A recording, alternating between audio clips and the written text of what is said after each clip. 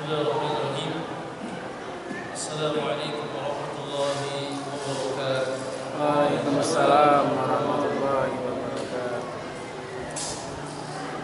Alhamdulillah nahmaduhu wa nasta'inuhu wa nastaghfiruh wa na'udzu billahi min shururi anfusina wa sayyi'ati a'malina. Man yahdihillahu fala mudilla lahu wa man yudlil fala hadiya lahu. وأشهد أن لا إله إلا الله وحده لا شريك له وأشهد أن محمدا عبده ورسوله. يا أيها الذين آمنوا اتقوا الله حق تقاته ولا تموتن إلا وأنتم مسلمون.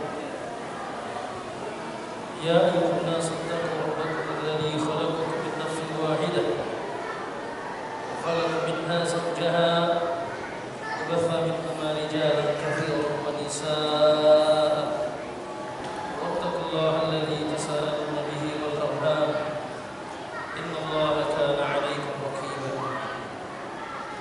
يا أيها الذين آمنوا اتقوا الله وقولوا قولا سديدا يصلح لكم أعمالكم ويغفر لكم ذنوبكم ومن يطع الله ورسوله فقد فاز فوزا عظيما.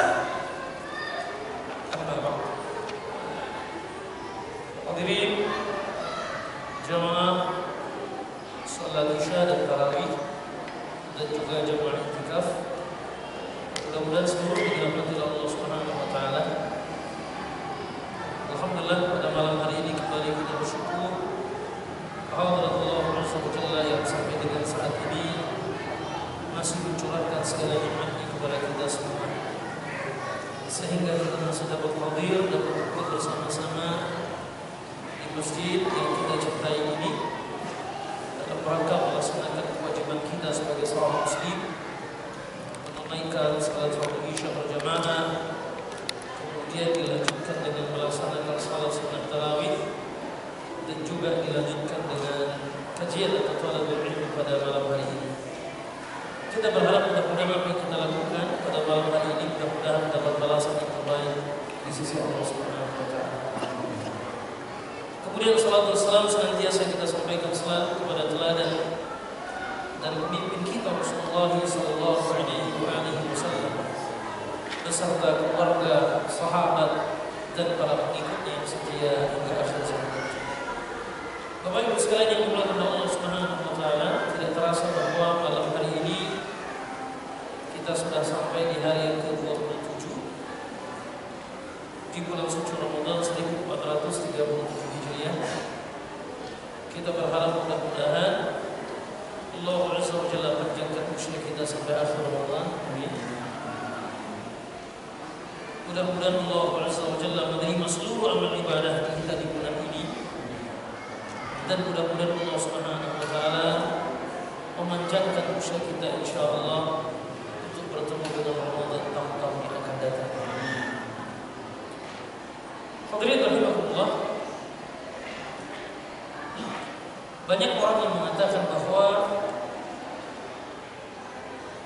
hari-hari di hari yang 10 terakhir ini adalah merupakan hari-hari yang sangat penting bagi kita untuk menyelesaikan ibadah kita di bulan suci Ramadan. Tidak sedikit yang mengumpamakan 10 hari terakhir ini sebagai babak grand final. Sebetulnya hal ini tidak berlebihan, karena di dalam suatu doa, di dalam sebuah hadis Rasulullah sallallahu alaihi wasallam senantiasa berdoa, Allahumma ja'al khairal umuri akhirah wa khairu amali khawatimah wa khairu ayyami yawma alqaka fihi. Kala Rasulullah sallallahu alaihi wasallam dalam satu doa, bagaimana Rasulullah alaihi wasallam berdoa, ya Allah, Allahumma ja'al khairul umuri akhirah. Ya Allah, jadikan sebaik-baik umurku itu di akhirat. Wa khairu amali khawatimah, dan sebaik-baik amal itu pada penutup. Wa khairu ayyami yawma alqaka fihi, Dan sebaik-baik hari adalah hari di mana aku berjumpa denganmu. Ini doa luar biasa. Ya. Ini menunjukkan di akhirnya. Maka jika husnul khatimah di akhir kan, akhir yang baik. Su'ul khatimah di akhir yang buruk. Oleh karena itu kaum muslimin yang dimuliakan Allah Subhanahu wa taala, tidak berlebihan kiranya kalau orang beranggapan bahwa inilah babak penentuan yang sesungguhnya di akhirnya. Karena kita berharap mudah-mudahan wa khairu amali khawatimah, sebaik-baik amal yang kita lakukan di bulan suci Ramadan, khawatimah penutupnya. Oleh karena itu mudah-mudahan yang sampai dengan saat ini beriktikaf di malam itu 27 ini, mudah-mudahan Allah Azza wa Jalla limpahkan kebaikan yang luar biasa. Dan mudah-mudahan kita bisa istiqamah sampai akhir gitu ya. Ya mudah-mudahan sih sampai takbiran gitu ya. Tapi ada kuliah ya terserah jamaah masing-masing gitu ya. Kalau besok sudah ada yang mau mudik ya berarti i'tikafnya pindah ya ke masjid yang lain gitu. Ini Bapak Ibu sekalian yang dimuliakan Allah Subhanahu wa taala. Kemudian pada malam hari tema kita adalah tentang hikmah penciptaan manusia dan hakikat kehidupan. Fadhilin rahimakumullah, kita sudah sama-sama memahami bahwa ketika Allah Azza wa Jalla menciptakan kita sebagai manusia, tentu bukan tanpa satu tujuan yang mulia. Jelas ketika Allah Azza wa Jalla menciptakan makhluknya, bahkan yang ada di sekitar kita, yang ada di sekeliling kita, Allah Azza wa Jalla punya maksud, punya tujuan, punya hikmah yang kadang kala kita ketahui, yang kadang kala diketahui oleh orang-orang yang berilmu, dan tentu tidak diketahui oleh orang-orang yang bodoh. Tapi ada kalanya pun tidak kita ketahui, hanya Allah Azza wa Jalla yang maha tahu tentang hal tersebut. Makanya kan ada satu ayat yang mengatakan ma khalaqta hadza batilan, gitu kan? Sesungguhnya engkau ciptakan ini tidak ada yang sia-sia. Begitu pula dengan kita manusia. Ketika Allah Azza wa Jalla menciptakan kita sebagai seorang manusia, tentu ada hikmah, ada tujuan yang diinginkan oleh Allah Subhanahu wa taala. Artinya kita tidak diciptakan begitu saja, dibiarkan begitu saja, tentu tidak demikian. Oleh karena itu Allah Azza wa Jalla mengingatkan kita di dalam surat Al-Mu'minun ayat 115. Allah berfirman, "Afa hasibtum annama khalaqnakum 'abatha wa annakum ilayna la turja'un. Fata'ala Allahu malikul haq, la ilaha illa huwa rabbul 'arsyil karim." Allah Azza wa Jalla mengingatkan kita akan hakikat penciptaan kita. Kita diciptakan oleh Allah Azza wa Jalla di muka bumi ini, di dunia ini. Kata Allah, "Afa hasibtum annama khalaqnakum 'abatha." Apakah kalian mengira, apakah kalian menyangka bahwa kami ciptakan kalian hanya untuk main-main saja? Ini kalau bahasa kita ini dalam betul. Kalau bahasa anak muda sekarang tuh Allah mengertinya jauh betul. Apakah kalian menyangka, apakah kalian mengira bahwa kami menciptakan kalian di dunia ini hanya untuk main-main saja? Wa annakum ilayna la turja'un. Dan kemudian kalian tidak akan pernah dikembalikan kepada kami. Oh, tidak. Pemahamannya adalah bahwa Allah Azza wa Jalla menciptakan kita bukan untuk main-main. Dan kelak Allah Azza wa Jalla akan mewafatkan kita dan mengembalikan kita seluruhnya kepada-Nya.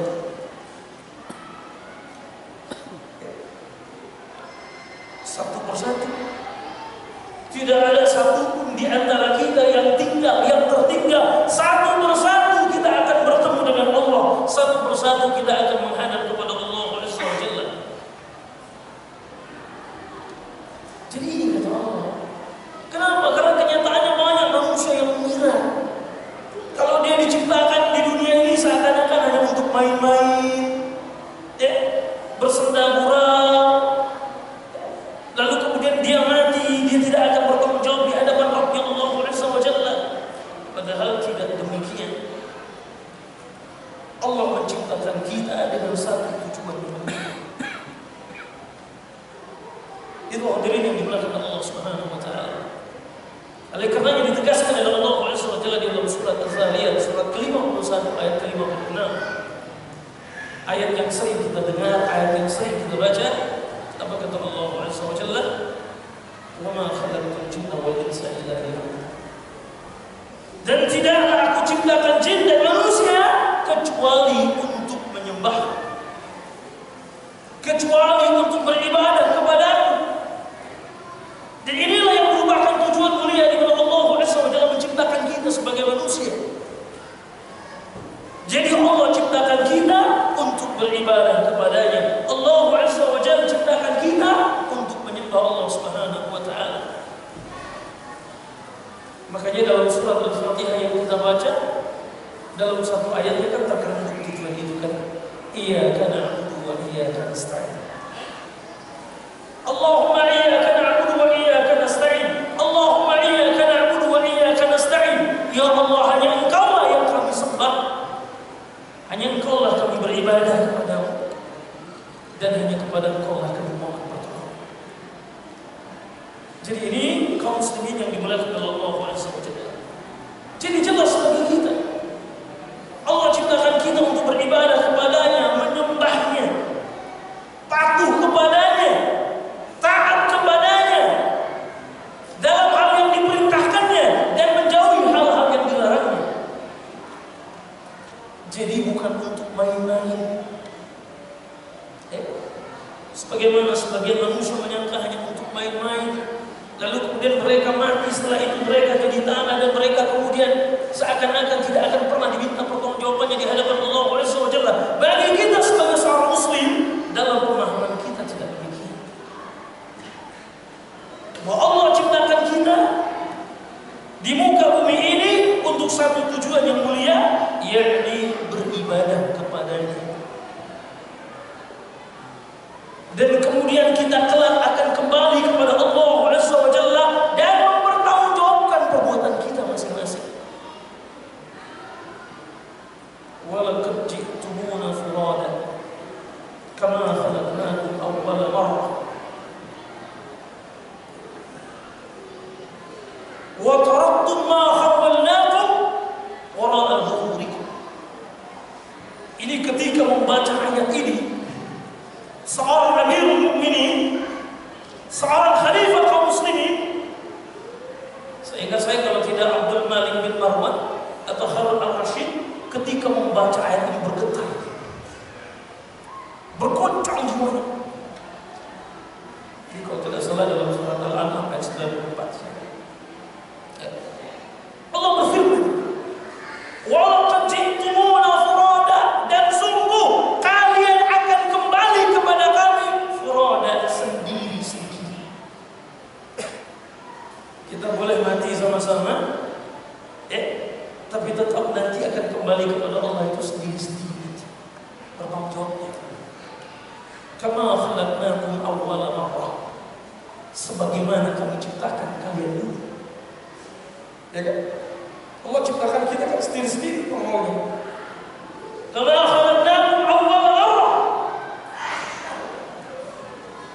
wa taraktum ma khawwalnakum wara'a dhuhurikum, dan kelak kalian akan tinggalkan dunia di belakang kalian apa yang telah kami anugerahkan. Udah berapa banyak dunia yang kita rasakan? Berapa banyak anugerah karunia Allah Azza wa Jalla berikan kepada kita? Wa taraktum ma khawwalnakum wara'a dhuhurikum, dan kita tinggalkan semua itu. Kebayang sama seorang kekuasaannya, kerajaannya, kekayaannya, istrinya, anak-anaknya, semua akan dia tinggalkan. Ini hadirin yang dilakukan Allah Subhanahu wa taala. Jadi sekali lagi Allah Azza wa Jalla ciptakan kita untuk satu tujuan yang mulia. Beribadah kepadanya, menyembahnya, taat kepadanya atas perintah-perintahnya dan menjauhi larangan-larangannya. Dan ini adalah merupakan satu tujuan yang sangat mulia yang menembus ruang dan waktu. Sebab tugas ibadah ini yang Allah Azza wa Jalla berikan kepada kita itu kan menembus ruang dan waktu. Yang dimensinya bukan hanya dunia, tapi di akhirat kelak. Ini hebatnya ini. Hebatnya Allah Azza wa Jalla memberikan tugas bagi kita untuk beribadah kepadanya. Ini adalah merupakan tugas kita, tujuan kita diciptakan yang menembus ruang dan waktu. Betul, kita melaksanakan di dunia ini, ya kan? Akan tetapi pahala, kebaikan dan seluruhnya kita akan peroleh nanti di akhirat. Nah ini kaum muslimin yang dimuliakan oleh Allah Subhanahu wa taala. Jadi Allah ciptakan kita untuk satu tujuan yang mulia, untuk beribadah kepadanya. Dan tujuan yang mulia ini, tugas yang mulia ini menembus ruang dan waktu. Sehingga ketika seorang muslim memahami bahwa tujuan hidupnya di muka bumi ini adalah untuk beribadah kepada Allah Subhanahu wa taala, kemudian dari sinilah dia mencoba untuk memahami tentang hakikat kehidupan di dunia ini. Ini kaum muslimin yang dimuliakan Allah Subhanahu wa taala. Karena kita tahu di dunia ini adalah kita beribadah kepada Allah, untuk beribadah kepada Allah. Apa yang perlu kita pahami dari hakikat dunia ini? Kita mencoba memahaminya dari apa yang disampaikan oleh Allah Azza wa Jalla di dalam ayat-ayat yang mulia dan hadis-hadis Rasulullah sallallahu alaihi wasallam yang menjelaskan tentang hakikat kehidupan dunia. Cukup banyak ayatnya. Bahkan kita sering dengar ya, salah satu ayat yang sering dibacakan di saat seseorang menemui kematian. Kullu nafsin dha'iqatul maut wa innama tuwaffawna ujurakum yawmal qiyamah. Faman zuhziha 'anil nari wa udkhila al-jannata faqad faz. Wa mal hayatud dunya illa mata'ul ghurur. Itu salah satu hakikat dunia yang Allah jelaskan. Wa mal hayatud dunya, dan tidaklah melainkan kehidupan dunia itu illa mata'ul ghurur, kesenangan yang memperdayakan. Bahkan di ayat yang lain Allah Azza wa Jalla menjelaskan tentang hakikat dunia. Innama hadhihi al-hayatud dunya mata'un wal akhiratu darul qarar. Sesungguhnya kehidupan dunia ini adalah merupakan mata'un, perhiasan. Innal akhiratu hiya darul qarar. Dan akhirat itu adalah negeri yang kekal, tempat yang kekal. Ini yang dijelaskan oleh Allah Subhanahu wa taala dalam Al-Qur'an. Bagaimana Allah Azza wa Jalla menjelaskan bahwa dunia ini adalah mata'ul ghurur, kesenangan yang memperdayakan, la'ibun wa lahwun. Dan bagaimana Allah Azza wa Jalla juga menjelaskan bahwa dunia ini adalah merupakan tempat ujian. Betul, dunia ini adalah merupakan negeri ujian bagi kita.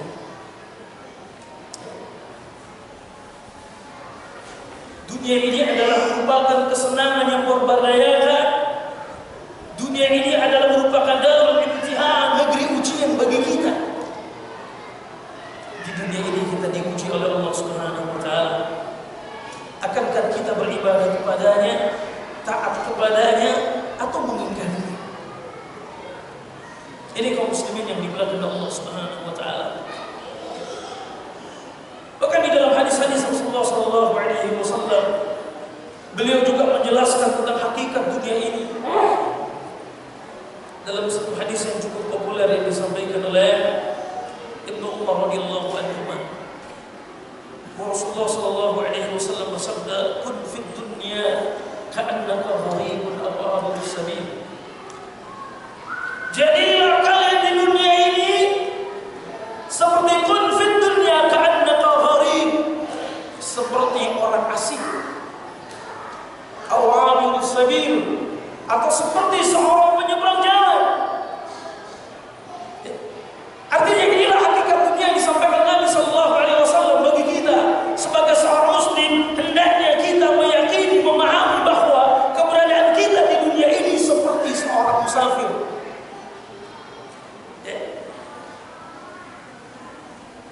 Seperti orang asing, seperti orang yang awabirus sabil, yang akan menyeberang jalan. Biasanya kalau orang asing itu logikanya di satu tempat dia akan hati-hati, dia akan waspada. Kenapa? Kalau orang asing, kalau dia orang asing berada di satu tempat, dia seorang penyeberang jalan, maka dia meyakini bahwa ini bukan tempat tinggal yang sesungguhnya buat dia, sehingga membuat dia waspada. Dia tidak terlarut dalam kondisi yang ada. Kemudian Ibnu Umar radhiyallahu anhu menambahkan, kata Ibnu Umar melanjutkan hadis ini, kata beliau radhiyallahu anhu, "Idza asbahta fala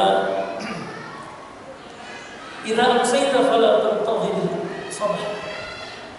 Apabila kamu berada di sore hari, jangan menunggu datangnya sore hari. Apabila kamu berada di sore hari, jangan menunggu datangnya pagi hari. Idza amsayta fala tantazir sabah. Apabila kamu berada di sore hari, jangan tunggu pagi hari. Jika kita seperti orang asing, seperti penyeberang jalan, posisinya selalu waspada, siap siaga. Karena ini bukan tempat tinggal yang sesungguhnya.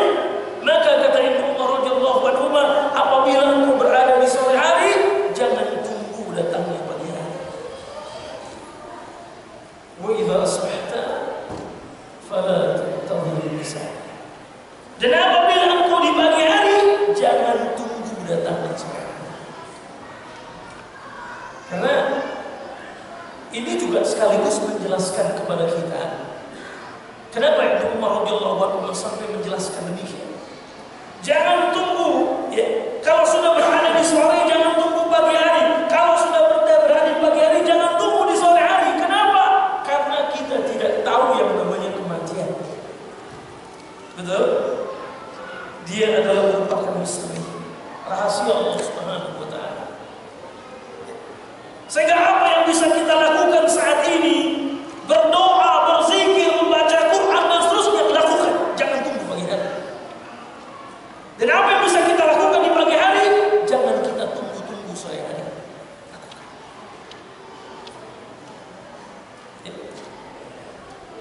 Kemarin hari Jumat pekan lalu,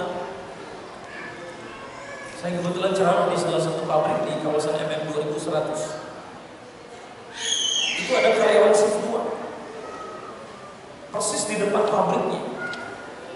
Dia mau parkir motor di tempat penyewaan di seberang pabriknya itu. Dia boncengan. Statusnya kedua-duanya itu karyawan kontrak. Depannya ada mobil Avanza. Jadi mau parkir ke dalam. Kalau tidak salah kejadiannya Banda Asar, karena shift 2 itu lebih kurang. Dari belakang itu ada truk dengan kecepatan tinggi, akhirnya menabrak pengendara motor ini. Pekan lalu di suasana Ramadan, Jumat pekan lalu. Meninggal. Yang diboncengin sobek perutnya, yang bawa motor sampai sekarang geger otak. Saya tidak membayangkan bagaimana suasana yang dialami oleh keluarga di kampung. Ini bulan Ramadan, berharap anaknya datang di hari Lebaran, ya kan? Dengan membawa bingkisan, Allahu Akbar. Mungkin hasil kerja selama beberapa bulan. Ini misteri kematian yang kita tidak pernah tahu. Ya supir taksi cuma alasan remnya belum. Qadarallahu wa ma syaa fa'al, gitu kan? Allah sudah berkehendak begitu. Ini resmi. Bahkan di salah satu pabrik lagi sebelumnya masih di kawasan yang sama dia kan? Itu karyawan baru pulang sore, lalu dadah sama security, mereka keluar dari sini Avanza kecepatan 130 km per jam. Aku bisa bayangkan itu motor mentalnya 15 meter, itu kawat BRC pabriknya itu sampai jebol kena badan. Ini dia nggak pernah menyangka itu. Makanya apa yang bisa kita lakukan di sore hari? Jangan tunggu pagi hari. Salat sunnah sekarang, baca Quran sekarang, doa sekarang, istighfar sekarang, mohon ampun sama Allah. Gak usah tunggu besok. Apa yang kita lakukan di pagi hari? Jangan tunggu lagi waktu sore hari. Makanya kata Umar radhiyallahu anhu, wa khudh sihatika qabla mawatika. Jagalah gitu ya, gunakan sehatmu sebelum datangnya sakit, dan gunakan masa hidupmu sebelum kematian datang menjemput. Alhamdulillah, hadis ini hadis sahih diriwayatkan oleh Imam Bukhari. Jadi inilah hakikat dunia. Kita itu seperti seorang yang asing, seperti seorang penyeberang jalan. Bahkan dalam hadis yang lain Rasulullah SAW bersabda, "Mali walidunya, mali walidunya." Apa urusan dunia dengan saya? Apa urusanku dengan dunia? Ini menunjukkan keakraban Rasulullah. Tidak ada akrab dengan dunia. Mali walidunya, apa urusanku dengan dunia? Innama, kata Nabi sallallahu alaihi wasallam, sesungguhnya mathali perumpamaan wa mathali dunya. Innama mathali wa mathali dunya, sesungguhnya perumpamaanku dengan dunia itu seperti riqab, seperti seorang pengembara. Riqab seperti seorang pengembara fi dhilli syajara thumma raha wa tarakaha, seperti seorang pengembara, seperti seorang musafir yang dia berteduh di bawah sebuah pohon, thumma raha wa tarakaha, kemudian dia berteduh di bawahnya, fi dhilli syajara, di bawah pohon, kemudian dia beristirahat, maraha wa taharakaha, dan kemudian dia pergi meninggalkan. Hadis ini diriwayatkan oleh Imam Ahmad, Tirmizi, Ibnu Majah, Hakim, dan dinyatakan sahih oleh Syekh Muhammad Nasiruddin Albani rahimahullah. Jadi dunia itu seperti kita berteduh di bawah sebuah pohon yang kita berteduh di bawahnya, kemudian kita tinggalkan. Adapun perjalanan kita yang sesungguhnya, tempat kita yang sesungguhnya adalah al-akhiratu hiya darul qarar. Akhirat itulah negeri yang kekal yang sebenarnya. Khairu abqa, lebih baik dan kekal. Begitu ya. Khairu laka minal ula, kan gitu ya. Nah ini kaum muslimin yang dimuliakan oleh Allah Subhanahu wa taala. Ini seperti halnya kita berteduh. Kita seperti seorang pengembara yang berteduh di bawah satu pohon. Lalu kemudian kelak kita akan meninggalkannya. Artinya apa? Kita tidak berlama-lama. Ya logikanya orang kalau berteduh itu kan nggak selama-lamanya. Makanya ada satu kitab yang ditulis oleh Syekh Abdul Malik Al-Qasim yang berjudul Ad-Dunya Zillun Zahir. Dunia itu adalah naungan yang semu. Zillun Zahir, gitu kan? Dunia itu adalah naungan yang semu. Bahkan ada seorang ulama bernama Ibrahim bin Adam rahimahullah, itu sampai pernah mengatakan dalam satu ungkapan yang cukup terkenal. Kalau ini menyinggung tentang surga ya, beliau mengatakan begini: kullu na'imun dunal jannah zail. Seluruh kenikmatan apapun namanya, kullu na'imun, seluruh kenikmatan apapun namanya, dunal jannah, selain surga, zail. Itu semu semua, palsu semua itu. Jadi kenikmatan yang sejati itu sesungguhnya adalah surga. Nah ini kaum muslimin yang dimuliakan Allah Subhanahu wa taala, jadi ini hakikat kehidupan dunia. Jadi bagaimana ia adalah merupakan tempat kita sementara, berteduh di dalamnya, kemudian kita akan meninggalkannya. Kita ini di dunia ini seperti orang asing. Kita ini di dunia ini seperti penyeberang jalan. Oleh karena itu kita harus berhati-hati. Jangan terlalu cinta terhadap dunia, karena cinta terhadap dunia akan melenakan kita. Jadi kaum muslimin rahimahullah, dalam satu hadis yang diriwayatkan oleh Imam Hakim, hadis ini dihasankan oleh Syekh Muhammad Nasir Al-Albani.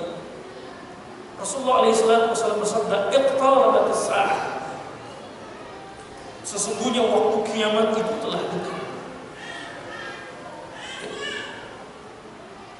Wala yazdadu nasi 'ala dunya illa hirsan. Itu kata Nabi sallallahu alaihi wasallam dalam hadis ini.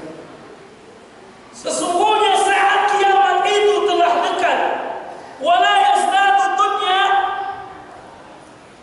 'ala dunya illa hirsan. Dan tidaklah yang bertambah dari manusia terkait dengan dunianya illa hirsan, melainkan ketamakan, kerakusan. Jadi waktu kiamat semakin dekat dan tidaklah yang bertambah pada diri manusia berkenaan dengan dunianya melainkan kerakusan.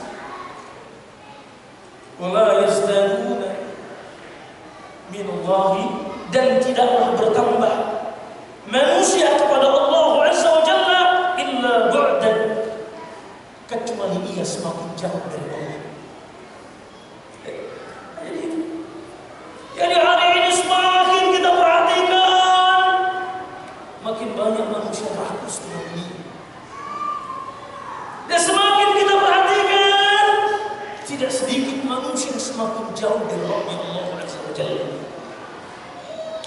Jadi kaum muslimin yang dimuliakan Allah Subhanahu wa taala, coba kita lihat sajalah. Hari ini malam ke-27. Iktikaf berapa orang nanti sampai malam? Ini Masjid Tropicana ini kawasannya berapa perumahan? Banyak nampaknya di sini, tapi tidak sebanding dengan jumlah kaum muslimin yang ada. Kan begitu? Padahal ini adalah merupakan sunnah yang tidak pernah ditinggalkan Rasulullah SAW dan para sahabat radhiyallahu anhum ajma'in. Iktikaf, ya kan?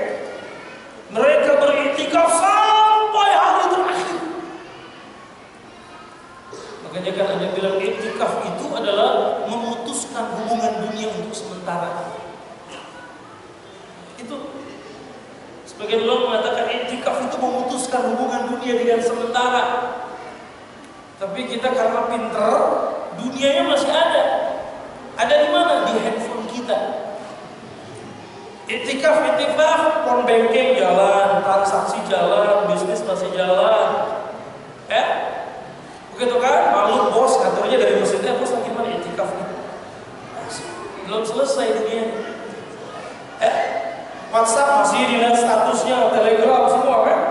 Enggak? FB.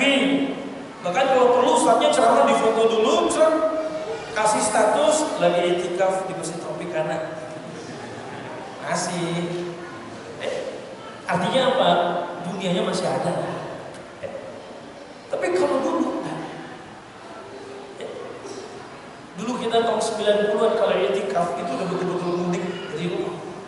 Pamit sama orang tua tahun 90-an. Jadi pertama kali i'tikaf di Indonesia ini tahun 93. Itu diadakan di Masjid Al-Hikmah, Mampang, Bangka, Mampang, Perapatan. Waktu itu beberapa ustaz baru pulang doktor dari Timur Tengah, baru menyelesaikan master tahun 93. Tiap tarawih bacaan Qur'annya 1 juz tiap hari. Dan kalau di malam i'tikaf malam 21 sampai 30, setiap harinya 3 juz. Gempor. Tapi waktu itu pesertanya, kami waktu itu, teman-teman waktu itu masih anak-anak muda, masih mahasiswa. Tahan, sekarang mau kodek dulu ya, Maya, gitu kan? Masya Allah. Kemudian menyebar ke seluruh pelosok Indonesia, sampai di perumahan, di kampung-kampung sana. Di sana masih tetap ada, masih. Bahkan anak-anak yang dulu kecil nih, mohon maaf bapak ibu, itu yang pada lari-larian. Itu ketika kita masih mahasiswa, mereka masih sekecil-kecil itu. Sekarang sudah jadi doktor dan jadi imamnya sekarang. Doktor fulan.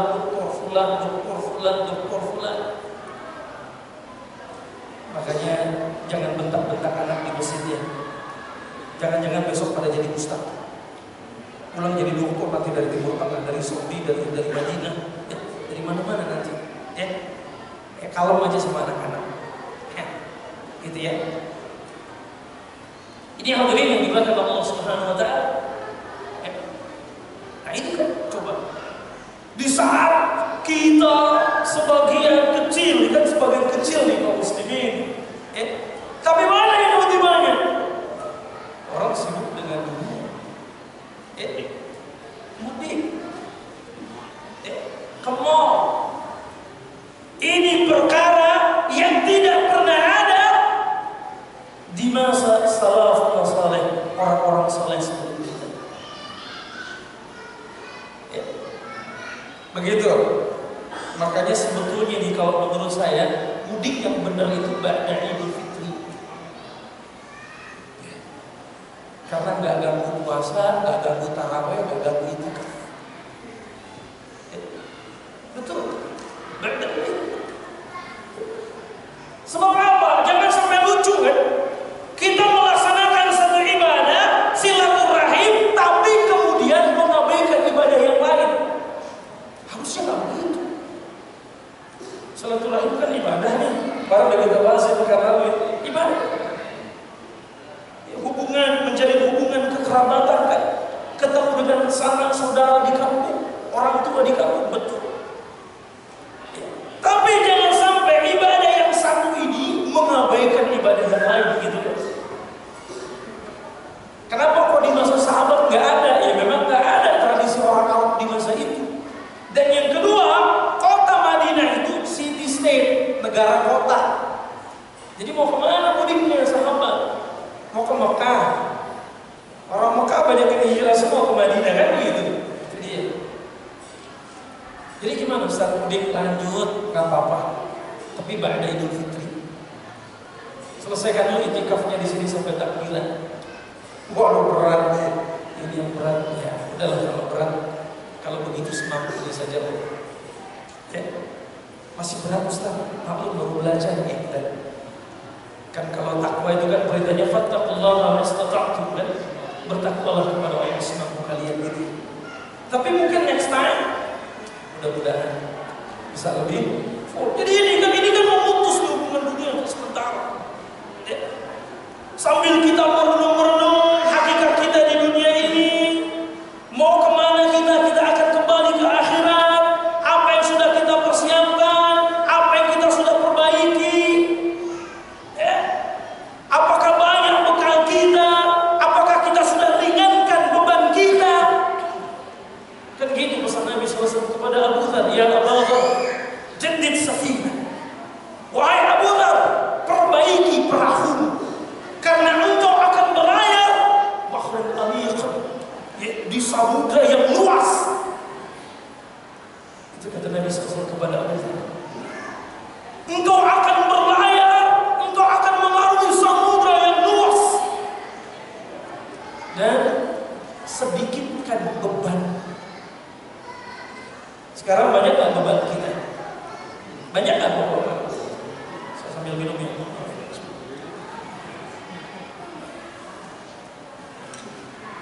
Banyak nggak bebannya? Kita punya harta banyak, ini beban kita. Jangan salah. Salah satu pertanyaan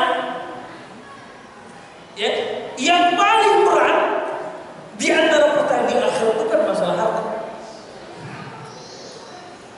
Ada dalam sebuah hadis yang diriwayatkan Imam At-Tirmizi, Nabi SAW bersabda, "La tasuddu qadama 'abdin yawmal qiyamati hatta tas'al an-arba'." Tidak akan bergerak, tidak akan bergeser kaki seorang hamba di hadapan Allah Azza wa Jalla di yaumul mahsyar nanti sebelum Allah tanyakan kepada 4 hal. An umurihi fima afnahu, wa an shababihi fima ablaghu, wa an malihi min aina iktasabahu wa fima anfaqahu. Itu 2. Ini kalau bertanya esai bersayap. Wa an ilmihi. Pertanyaan Allah akan tanya usia. Kita habiskan untuk apa? Bapak Ibu 50 tahun, Bapak Ibu 60 tahun, semua itu nanti akan ditanya oleh Allah Azza wa Jalla. Tidak ada satu pun yang luput di sisi Allah. Ya kan? Yang kedua, wa an syababi fima ablaghu. Allah tanya tentang masa muda, digunakan untuk apa? Yang ketiga, Allah akan tanya wa an malihi. Allah akan tanya hartanya. Ada 2 pertanyaan. Min aina iktasabahu wa fima anfaqahu.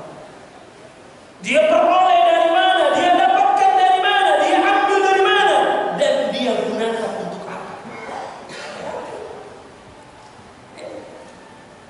Makanya para sahabat radhiyallahu anhum ajma'in, salafus saleh, orang-orang saleh sebelum kita memberikan teladan bagaimana mereka menyedikitkan beban mereka dan memberatkan perbekalan mereka untuk menghadap Allah di yaumul mahsyar. Bapak-bapak dan ibu-ibu jangan sangka sahabat-sahabat Nabi itu banyak konglomerat. Tapi mohon maaf, saya tidak merinci dalam majelis ini berapa triliun masing-masing aset-aset pribadi mereka. Saya pernah baca dalam satu buku Tarbiyah Iqtisadiyah tentang tarbiyah ekonomi, pembinaan ekonomi, itu jelas. Asetnya Abu Bakar, Umar, Utsman, Ali. Maaf, Umar. Ya. Karena Ali ini sahabat yang miskin. Ya. Ada sebuah hadis sahih yang menjelaskan tentang al-'asharah al-mubashsharuna bil jannah. 10 orang yang dijamin masuk surga. 9 orang konglomerat kecuali 1, Ali bin Abi Thalib radhiyallahu anhu.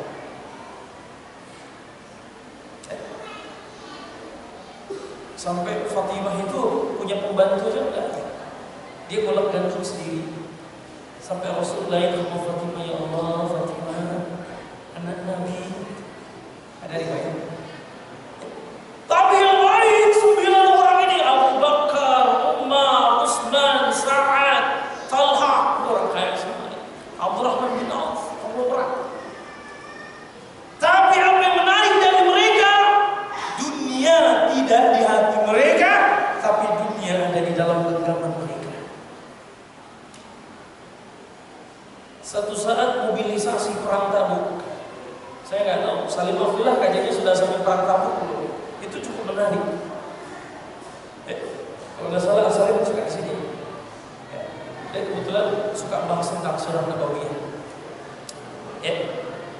Saya juga punya kajian surah, gitu kan? Perang Tabuk itu kan mobilisasi harta dari kalangan kaum muslimin. Apa yang disumbangkan oleh Abu Bakar? Seluruh hartanya. 1 perak pun gak ada yang ditinggalkan untuk keluarganya. Seluruh harta yang dia miliki, seluruh aset yang dia miliki, dalam sebuah mobilisasi jihad. Itu sampai-sampai ketika ditayangkan, maaf ini dalam semua mobilisasi jihad begitu ya, dalam semua peperangan, sampai-sampai ketika ditanyakan kepada Abu Bakar, apa yang kau tinggalkan untuk anak dan istri? Karena seluruh hartanya sudah diberikan, dia katakan Allah wa Rasul, Allah dan Rasulnya. Umar bin Khattab sebagian hartanya, sahabat yang lain sebagian. Hanya Abu Bakar yang menyerahkan seluruhnya. Sampai kemudian muncullah satu ungkapan Umar bin Khattab radhiyallahu anhu mengatakan, ya, dia katakan, seandainya aku menjadi sehelai rambut pada dada Abu Bakar. Kenapa? Ini ungkapan Umar yang tidak pernah bisa menandingi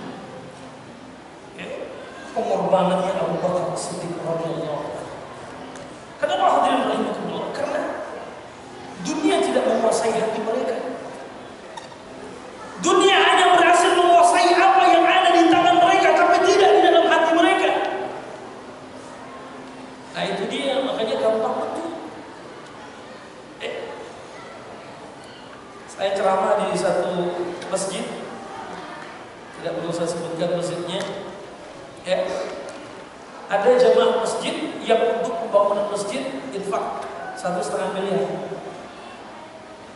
Mungkin di sini ada barangkali. Ya. Secara pribadi, dana pribadi, bukan dana organisasi. Bismillah, 1,5 M. Ini kan masya Allah orang kalau ada begini. Ya. Timbang dunia doang, gitu kan? Ini hadirin rahimakumullah. Sebab bagi kita adalah pandangan seorang muslim, hakikat rezeki itu adalah apa yang kita nikmati, begitu kan? Apa yang sudah kita nikmati? Adapun yang masih ada di sekeliling kita ini kan belum tentu. Bahkan hari ini kita punya tabungan pun belum tentu itu rezeki kita, betul? Jamaah punya tabungan terakhir tadi sore baru satu ya 400 juta deposit. Tapi besok antum mati, rezeki antum kan? Kita cuma disuruh jadi tukang kulitnya doang. Tapi boleh jadi angka-angka yang kita miliki itu menjadi rezeki bagi keturunan kita, bagi istri dan anak-anak kita.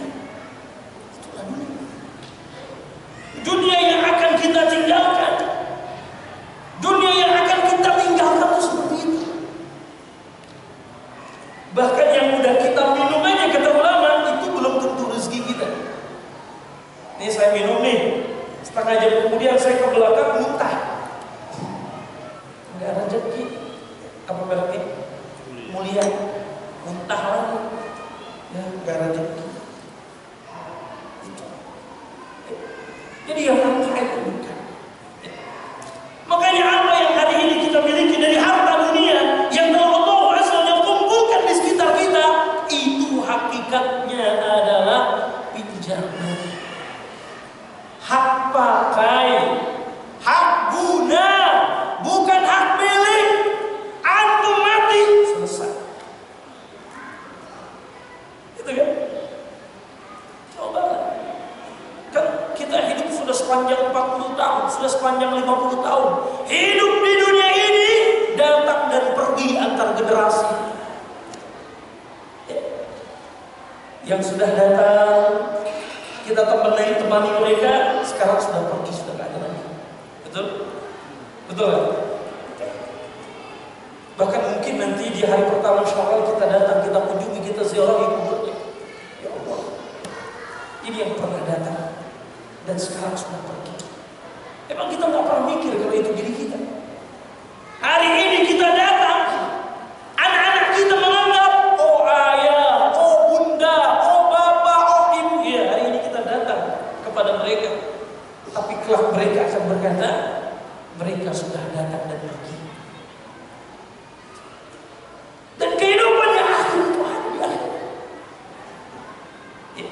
Oleh karena itu ketika kita rakus terhadap dunia, tamak terhadap dunia, cinta yang berdiam terhadap di dunia, itu akan menjadi penyesalan nanti. Ini hadirin yang dimuliakan Allah Subhanahu wa taala. Ini kaum muslimin rahimahullah, gitu ya. Makanya kalau kita kaji ya, perihal kehidupan salafun saleh, orang-orang saleh sebelum kita begitu. Satu ketika Umar bin Khattab radhiyallahu anhu pernah memberikan kepada pengawalnya, ajudannya, uang dari Baitul Mal kepada Ummul Mukminin Aisyah radhiyallahu anha. Sekitar 40.000 dirham. Lalu dia bilang kepada pengawalnya, antum kasih kepada ibunda Ummul Mukminin Aisyah radhiyallahu anha, dan setelah itu antum perhatikan dari kejauhan apa yang beliau lakukan. Karena Umar ingin mengajarkan kepada pengawal, lihat, seperti itulah orang yang bertakwa, istri Nabi SAW. Begitu diterima angka 40.000 dirham, yang saya yakin kalau dikonversi cukup besar ya, dengan rupiah. Setelah diterima oleh Aisyah radhiyallahu anha, dia bilang kepada pembantunya, tolong berikan ini ke si fulan. Habis. Begitu tinggal 1 dirham lagi, 3 dirham lagi, dikasih. Sampai khadimatnya, pembantunya bilang, ya Ummul Mukminin, bukankah kita hari ini sedang berpuasa sunnah? Nanti bagaimana kita akan berbuka? Kita nggak punya uang. Astagfirullah, kamu kok baru ingetin sekarang? Duit yang 40.000 dirham itu habis. Ketika dunia di tangan begitu.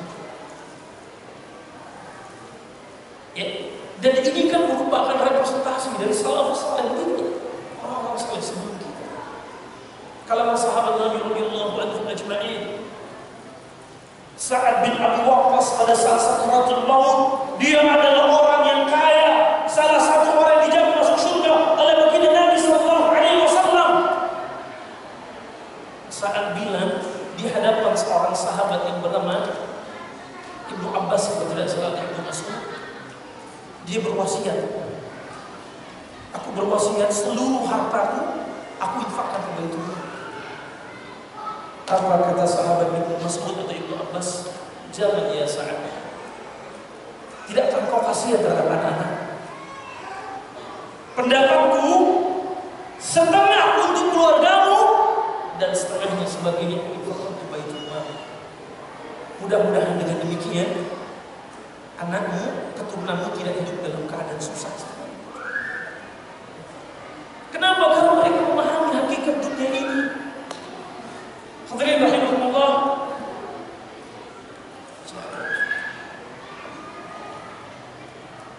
Dalam sebuah hadis yang diriwayatkan oleh Imam Muslim, Rasulullah sallallahu alaihi wasallam bersabda,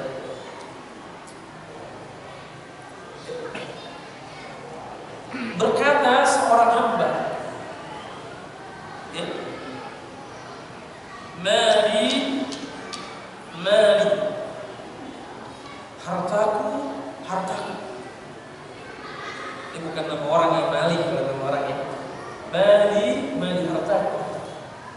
Maksudnya harta dunia. Kemudian kata Nabi SAW, innama lahu min malihi thalath. Bagi setiap manusia, innama lahu min malihi thalath. Sesungguhnya baginya harta itu hanya 3 bagian. Dan seingat saya kalau sudah kata innama itu kan lil hasr ya, dibatasi. Sesungguhnya hanyalah, gitu kan? Artinya kata Nabi sallallahu alaihi wasallam, sesungguhnya hanyalah harta dunia itu cuma 3. Yes. Coba kita perhatikan hadisnya. Hadis ini dari Imam Muslim. Innama lahu min malihi thalath. Ya, ma akhala fa afna, aw labisa fa abla, aw a'ta fatana, wa ma siwa dhalika fa huwa dhahibun wa tarikun linnas.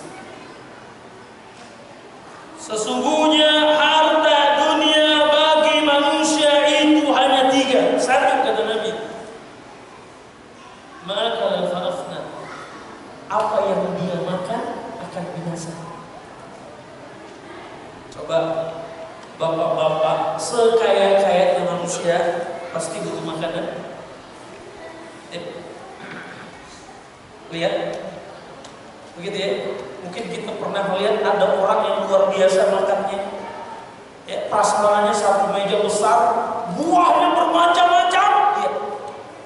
Itu berapa nilai rupiahnya untuk makan doang? Untuk makan saja orang berani bayar 5 juta, ya. Untuk makan saja orang berani bayar 10 juta. Untuk makan saja orang berani bayar puluhan juta, bahkan ratusan juta. Contoh, coba aja kalau nikahin anak.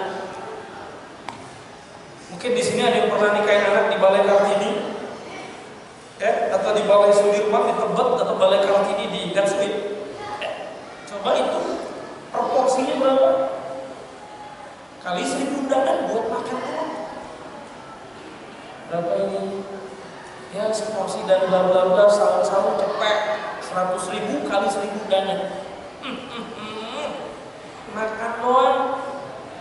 Yang begitu kita makan habis, besok pagi keluar pun jijik, nggak mau kita lihat.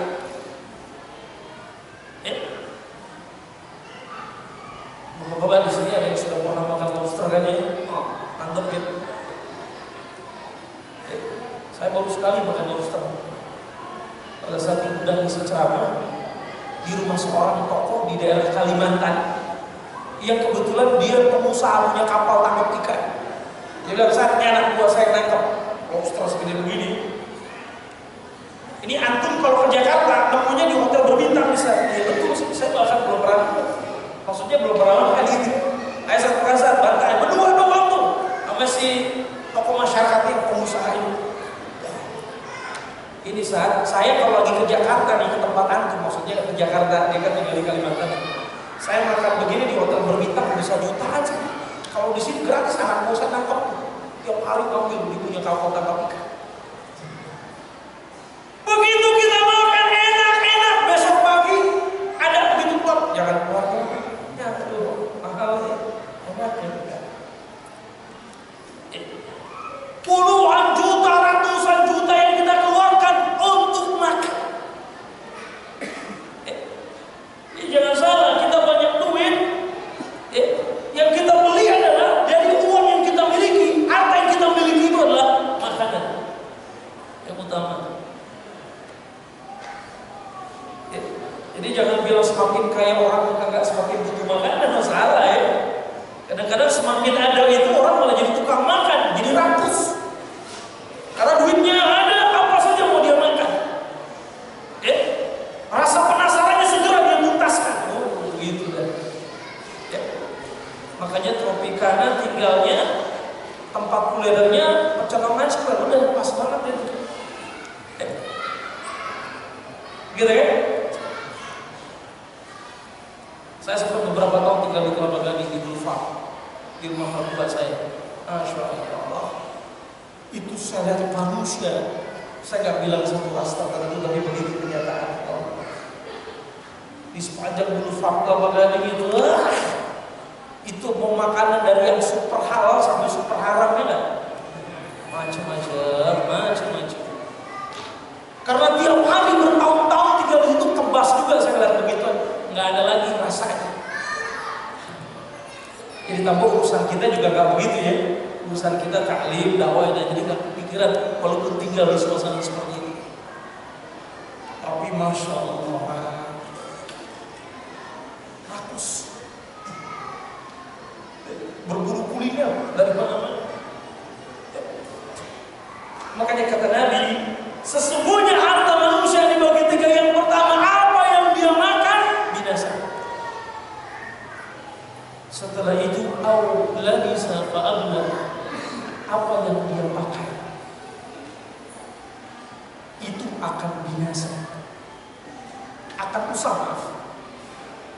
Au labisa fa'abla, setelah kita beli makanan, banyak uang kita habiskan untuk beli makanan. Yang kedua, yang kita pakai, rumah kita gunakan. Dari mulai kamar cuma satu, tapi tanah 200 meter, pelan-pelan nambah 2 kamar, 3 kamar, 4 kamar, 9 kamar. Maklum anak 9. Gitu. Satu kamarnya kan. Itu kita gunakan. Tadinya hanya 1 lantai, 2 lantai. Oh,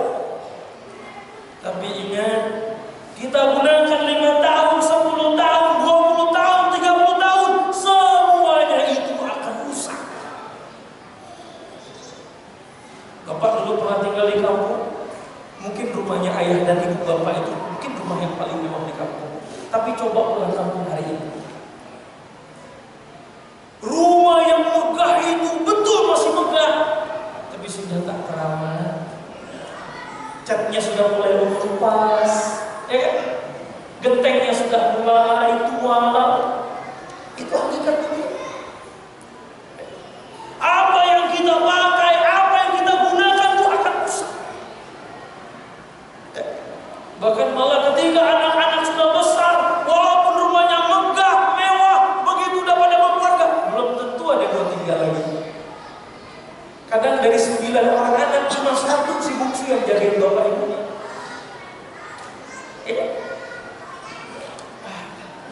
Dulu paling bagus rumah saya. Kalau sekolah kita bangga-banggain tuh, lihat rumah bokap gue. Begitu anak besar cari duit merantau, enggak tinggal di kampung. Bapak beli mobil. Emang ya betul, bapak nyangka hari ini mobil bapak dan ibu bagus kan? Iya, tunggu nanti 25 tahun lagi. Zaman saya masih kecil, itu mobil yang bagus itu adalah Kijang kotak. Masih ingat ya? Pak Yulian Kijang kotak ya? Itu paling top. Set kotak persis. Mobil kebanggaan saya Kijang kotak. Mobil yang bikin saya senang-senang di masa kecil sama abang saya itu Mazda kotak, pakai kotak semua. Alhamdulillah dulu sempat nyobain Mazda kotak, Kijang kotak, VW Kombi, VW Safari, lagi itu ya, VW Kodok, itu alhamdulillah. Dulu kita sempat punya, sempat nyobain gitu ya. Itu mobil masa lalu yang di masa itu, mantap. Fiat tahun 64, Ford Cortina tahun 76 itu masa lalu itu ya semua. Udah bangga betul kita. Sekarang melihatnya, ya Allah, ada Madura lewat kiloin aja bang, kiloin aja, dipakai juga ada hak ngomong.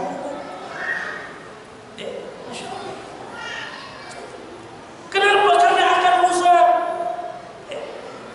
Tahun 90-an ketika saya kuliah mulai, Kijangnya sudah mulai agak keren ya, apa kristal gitu-gitu. Sekarang coba. Yang di bagian ada innonya sekarang. Sekarang anak bapak gede 30 tahun lagi, bapak suruh dia pakai Innova, apa dia bilang? Pak, udah kuno. Itu hakikatnya. Bapak beli jam tangan mahal hari ini 20 juta. Apalah barangnya burgalinya. Ingat, 20 tahun lagi itu jam dikasih ke anak belum tentu dia mau pakai. Sekarang aja belum tentu dia mau pakai. Ini mah jam laki-laki nih, jam anak muda sporty pak, G-Shock. Itu hakikat dunia. Apa yang kita pakai, apa yang kita gunakan akan rusak. Zaman saya mahasiswa, motor yang paling keren itu BL Pro. Gak tahu di sini ada nggak sama-sama mahasiswa dengan saya waktu motornya BL Pro. Itu udah paling gagah di Pak Yulian. Mega Pro belum ada. Itu C70 zaman Pak Yulian, lebih kuno lagi. Up 70 ya, gede. Di belakangnya Ustadz yang bawa, di belakangnya diboncengin gitu. Begitu pula apa yang hari ini kita miliki, semua akan rusak. Dan yang ketiga terakhir kata Nabi, al-aqafatana. Apa yang kamu berikan, apa yang kamu sedekahkan, apa yang kamu infakkan, itulah yang akan kekal dan itulah yang kelak kamu temui nanti di umur hisab. Makanya kalau bapak ibu ogah rugi, dari mulai sekarang itu kekayaan itu dititipin. Titip buat masjid, titip buat anak yatim, titip buat kaum duafa, nanti di akhirat dibalikin lagi sama Allah semuanya. Yang benar itu begitu. Bukan dijagain di rumah 3 lantai. Kita mati besok selesai. Itu semua hakikat dunia dan itu semua hakikat tentang Allah. Jadi yang benar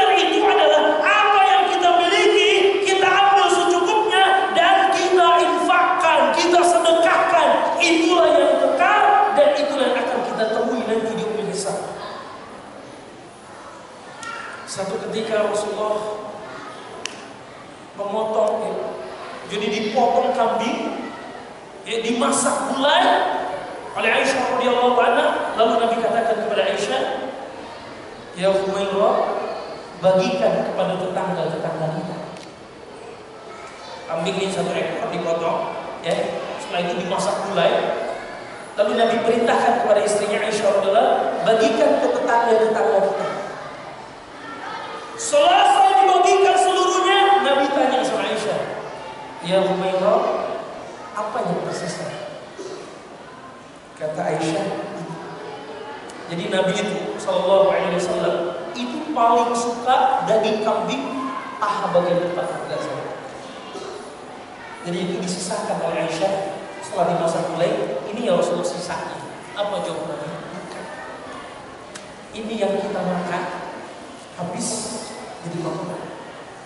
Tapi yang sisanya itu, wahai Aisyah, itulah yang kamu bagikan tadi. Itulah yang sisa dan itulah yang telah kita akan ketemu nanti di Indonesia. Itulah itu. Makanya mau apa kita tahan-tahan harta kita? Kalau akhirnya seperti itu kan, kita semua akan kembali kepada Allah Azza wa Jalla. Kita akan kembali menghadap Allah Azza wa Jalla. Wa taraktum ma khawwalnakum wara'a dhuhurikum. Dan kemudian kalian akan tinggalkan dunia di belakang kalian. Anugerah yang telah kami berikan kepada kalian sebelumnya. Ya kan? Apa yang dibawa? Cobalah kita ingat-ingat siapa orang yang hebat dalam hidup kita. Kita ingat-ingat yang hebat, yang luar biasa. Sekarang dia sudah wafat. Apa yang sudah dia tinggalkan? Banyak. Gak ada yang mau sampai matinya. Ya, itu Bapak Ibu sekalian yang dimuliakan Allah Subhanahu wa Ta'ala. Inilah hakikat kehidupan dunia. Makanya Rasulullah SAW dalam sebuah hadis yang lain, dunia itu di sisi Allah tidak lebih daripada sebesar sayap. Kita lah kadang-kadang membesar-besarkan dunia. Nah, harusnya sebagai seorang muslim pemahaman kita demikian. Bahwa kita di dunia ini hanya sementara, tugas kita untuk beribadah kepadanya, ambillah secukupnya, ringankan beban kita, banyakkan bekal kita sebelum kita menghadap Allah Subhanahu wa Ta'ala. Jadi yang benar itu banyakkan bekal, ringankan beban. Bukan beratkan beban, ringankan bekal, bukan.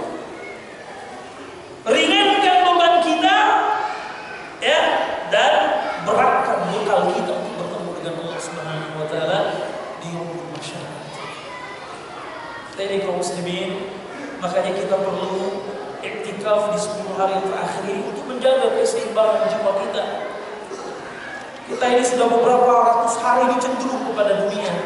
Ini iktikaf, memutus kehidupan dunia. Cuma memang sebagian kita belum maksimal iktikafnya kan, jadi mudah-mudahan tahun-tahun yang akan datang. Saya ingat ada seorang profesional di Jakarta. Kebetulan beberapa kali iktikaf saya sudah ketemu. Itu kalau sudah 10 hari terakhir, karena dia bos gitu ya, dia profesional, setelah itu dia ambil cuti atau gimana, diminta dulu cutinya dan seterusnya pokoknya. Jadi begitu malam ke-21 dia sudah mudik ke Mesir.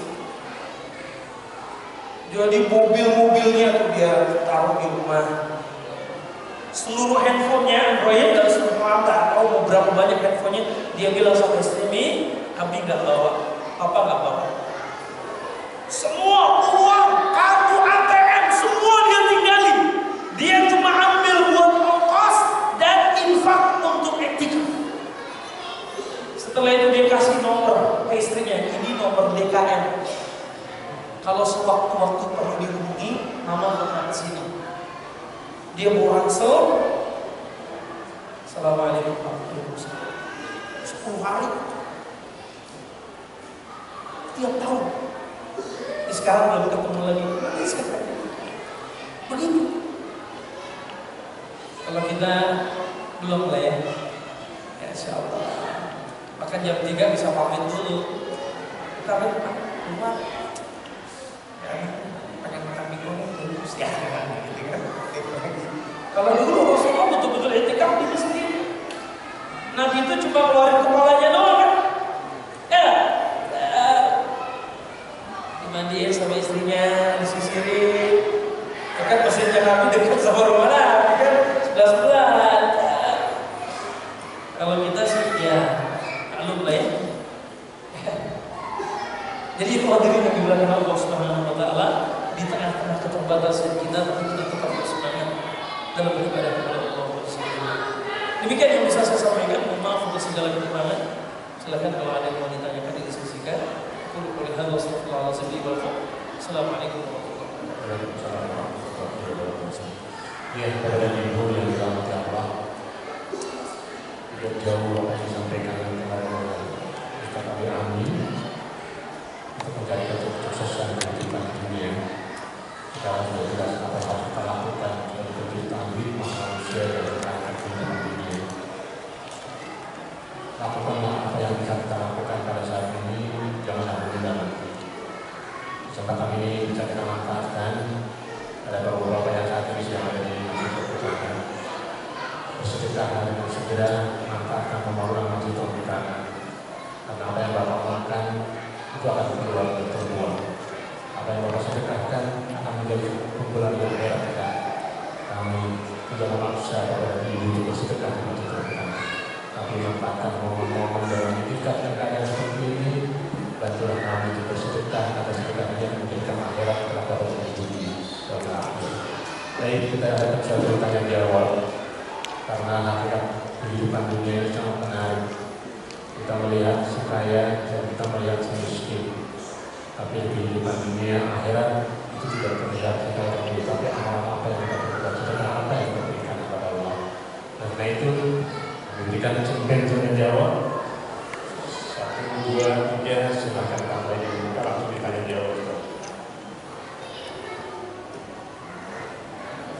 Assalamualaikum warahmatullahi wabarakatuh. Ustaz, yang saya tanyakan, jika mungkin ada sebagai orang tua di rumah, terus saya tanya, bagaimana tanggung kita itu kalau kita itu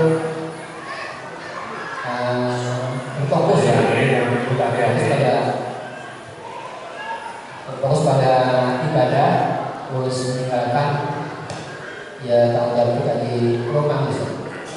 Ya mungkin ya kita berusaha untuk ya menjalankan hal-hal yang kemarin ini. Terus ada nggak apa ya pertanggung kita ya yang dipertanyakan bagaimana kalau di rumah itu anak istri misal. Jadi barangkali ya kita juga punya tanggung jawab ya penuh dan bagaimana caranya agar kita tidak merasa berdosa untuk menjalankan itu. Sudah berapa kali? Assalamualaikum warahmatullahi wabarakatuh. Mudah-mudahan ya agak bias gitu ya. Ya jadi di dalam Islam kita harus menyeimbangkan antara kehidupan dunia dengan akhirat. Ya. Sebab Allah Subhanahu wa taala berfirman di dalam salah satu ayat dalam surat Al-Qasas, Allah berfirman, "Wa bataghi fi ma ataqallahu daral akhir wa la tansa nasibaka minad dunya." Ya. Jadi kata Allah, "Wa bataghi fi ma ataqallahu daral akhir," dan carilah olehmu kebahagiaan di akhirat. Dan Allah katakan, "Wa la tansa nasibaka minad dunya." Tapi jangan kau lupakan nasib kamu. Ya, artinya apa? Harus ada tawazun, keseimbangan. Ya, kita beribadah kepada Allah, mendekatkan diri kepada Allah Subhanahu wa taala, tapi di saat yang sama kita juga memperhatikan nasib dunia kita. Ya, kita punya tanggung jawab terhadap istri, kita punya tanggung jawab terhadap anak-anak, bahkan kita punya tanggung jawab terhadap keluarga yang lebih luas. Nah, gitu kan? Jadi seimbang. Makanya Umar bin Khattab radhiyallahu anhu pernah marah ketika ada seorang anak muda yang zikir berhari-hari di masjid dan dia nggak bekerja. Sama Umar dipukul. Ya tentu pukulnya pak begitu ya. Jadi ukhruj, keluar. Kerja. Wah, jangan sekarang gitu ya. Kerja. Ya, ada saatnya nanti kita akan berzikir kepada Allah, tapi antum harus kerja. Sehingga kata Umar, Allah Azza wa Jalla tidak akan menurunkan hujan emas dan perak dari langit. Gitu ya. Jadi artinya kita cari, ya. Begitu kan, kebahagiaan negeri akhirat kita cari dengan beribadah kepada Allah, mendekatkan diri, tapi jangan lupa nasib di dunia. Ya. Makanya para sahabat itu kan rata-rata pengusaha. Ya. Abu Bakar, Umar, Utsman, itu mereka pengelola, pedagang kaya. Gitu kan? Tapi di saat yang sama, ya, kecintaan mereka terhadap akhirat itu begitu luar biasa. Ya kan? Begitu luar biasa. Ya. Sebab mereka bekerja itu adalah karena memang memenuhi tanggung jawab mereka terhadap keluarga, istri, anak-anak, dan juga terhadap masyarakat yang ada di sekitarnya. Sebab hadisnya kan kullukum ra'in wa kullukum mas'ulun an ra'iyatihi, kan gitu kan? Setiap kalian adalah kullukum ra'in, setiap kalian adalah pemimpin, wa kullukum an ra'iyatihi, kan? Gitu. Jadi kita akan diminta mas'uliyah kita, tanggung jawab kita. Ya. Makanya dalam Islam itu nggak ada tempat bermalas-malasan, nganggur. Ya. Begitu kan? Walaupun memang ada dalam riwayat sebagian ulama yang mendedikasikan dirinya itu untuk memberikan ilmunya, sehingga kemudian mereka mendapatkan kafalah gitu ya. Tapi itu kan memang itu masuk bagian dari pekerjaan dia begitu. Jadi alat melihat bagaimana kita menyeimbangkan. Ya. Jadi silahkan kita sibuk dengan dunia kita, bekerja, cari uang, ya. Karena mencari nafkah yang halal itu juga merupakan salah satu ibadah kita kepada Allah Subhanahu wa taala. Tapi begitu di malam hari kita merapat kepada Allah, kita salat, berdoa, memohon kepada Allah Subhanahu wa taala. Itu kan? Ini yang luar biasa. Ya. Mungkin Ustaz Salim pernah cerita barangkali ya, ada cerita di Jawa Timur kalau salah. Dia sendiri yang nulis. Ada seorang bapak-bapak tukang becak, pernah diceritain juga di sini. Tukang becak, pekerjaannya tukang becak, tapi hafal Quran 30 juz, qiraat sab'ah, luar biasa bacaannya, qiraatnya qiraat Imam Hafs. Tukang becak pekerjaannya, tapi dia punya pakem dalam hidupnya. Dia ibadah kepada Allah begitu rajinnya, takarubnya luar biasa, tapi ia ambil pekerjaan sederhana sebagai tukang becak, padahal dia menghafal Quran. Ketika ditanya, kenapa bapak kerja jadi tukang becak, terus kenapa nggak pasang tarif mahal?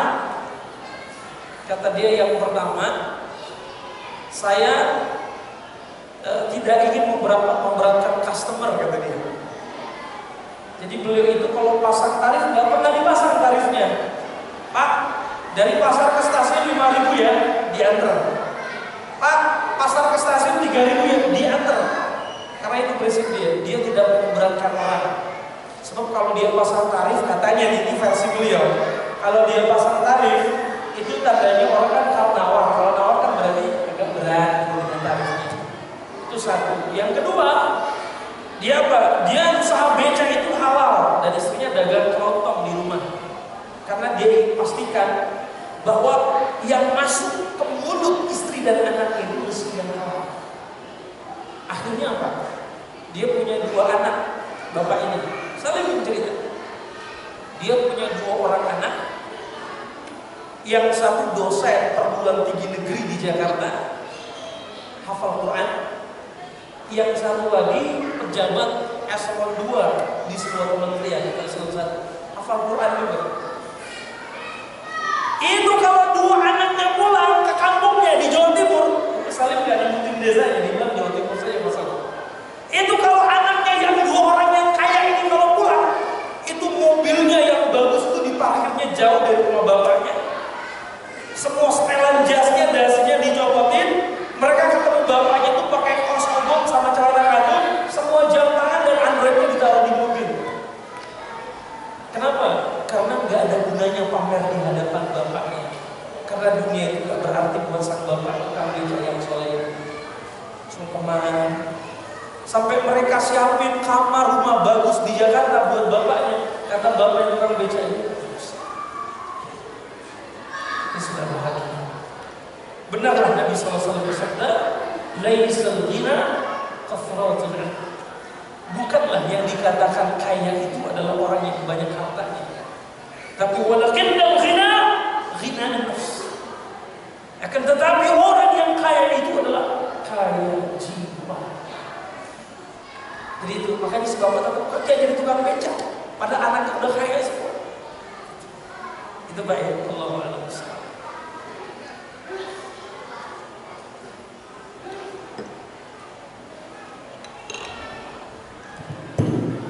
Baik sekali, makin dalam makin malam ternyata tingkat kemiskinan dan kekayaan yang mulai muncul dari apa yang disampaikan oleh Ustaz Sahmigel. Silakan Bapak. Bu, tolong disiapkan kalau ibu ditanyakan tercatat dengan kertas buku. Assalamualaikum warahmatullahi wabarakatuh. Ustaz, ceramah Ustaz begitu menarik, menyentuh. Bahkan tidak terasa keluar dari saya. Kalau saja ceramah Ustaz sering-sering sampaikan tentang para pejabat, sahabat-sahabat Ustaz yang lebih bijak, orang kandidat. Hari ini mari mereka yang itu orang yang berisi, orang-orang yang haji, lebih lagi mereka dapat berbesar representasi dari organisasi orang Islam. Kalau saja mereka orang sekuler atau belakang, kalau saja mereka itu orang nasionalis, oke. Sekali lagi Ustaz, tolong ceramah Ustaz ini coba sering-sering disampaikan kepada beliau. Terima kasih.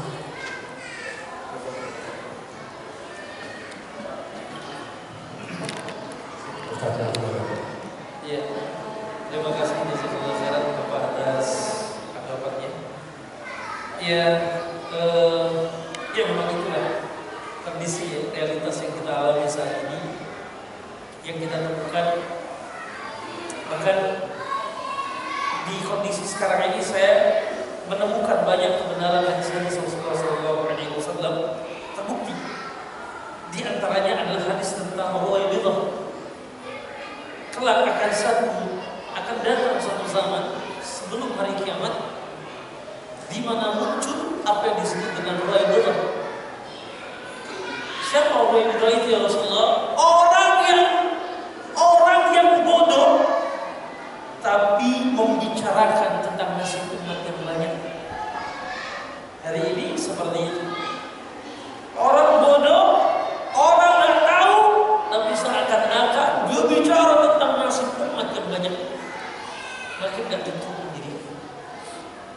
Jadi hadirin rahimahullah, memang kita hidup ya.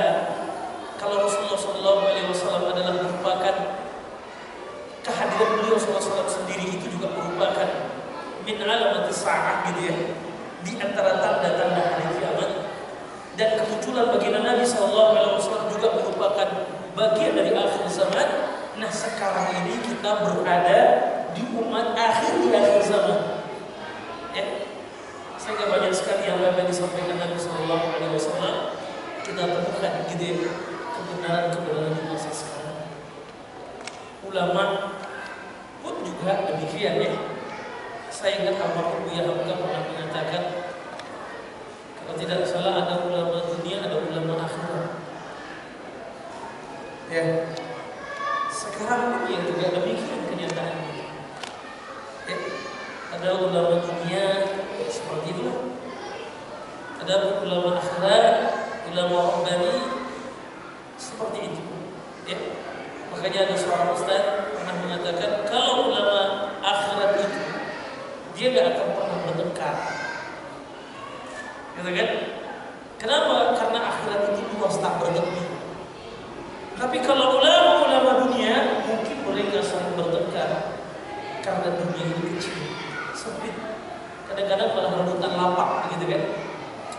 Dan banyak lain yang terjadi di masa sekarang, termasuk malah pemimpin-pemimpin kita. Ya tadi, Rasulullah gitu, orang bodoh yang bicara tentang nasib umat yang banyak ini. Dan satu hal yang barangkali perlu menjadi pemahaman kita adalah bahwa seringkali ada orang yang belajar ilmu itu bukan untuk diamalkan. Dia belajar ilmu agama, dia kaji ilmu agama hanya sebatas tahu akal, rekreasi pemikiran. Sehingga ilmunya tidak menjadi amal dan amalnya tidak menjadi kutuan teladan bagi orang lain. Dan kita hidup di zaman yang seperti itu sekarang. Bahkan ada seorang ulama asal Irak. Saya kebetulan sering membaca kitab-kitab beliau yang bernama Syekh Muhammad Ahmad Rashid, seringkali disebut dengan Syekh Al-Amr Al-Umair. Beliau pernah menulis dalam salah satu kitabnya tentang raqaid yang berlembut hati, seterusnya. Beliau pernah mengatakan dalam salah satu tulisannya, kita sekarang hidup di zaman, di masa di mana kejahiliaan umat hari ini itu melebihi kebodohan umat-umat di masa Nabi-Nabi. Kalau kita merenungkannya, karena kejahatan umat-umat Nabi masa lalu itu tutup sekarang. Model penjahatnya umatnya Nabi Lut ada.